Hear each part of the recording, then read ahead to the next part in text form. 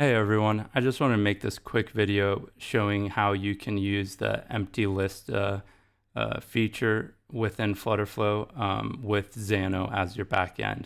So essentially we are on this booking page and we're trying to check if there's some available bookings, and there we go, it's showing.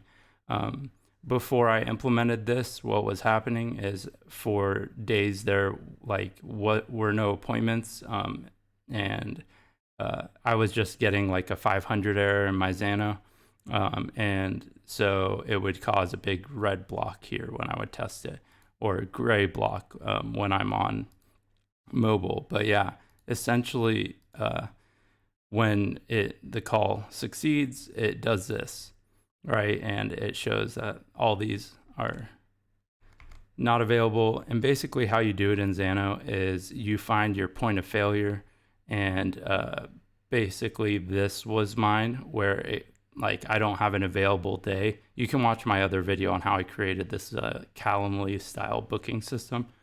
But basically, yeah, this was my point of failure. So I just did a simple if conditional. If today underscore window is null, return an array.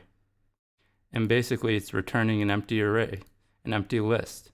So I kind of guessed that this is how FlutterFlow's functionality was working behind the scenes, and this is what it would do, or what it wanted for it to be able to do that function.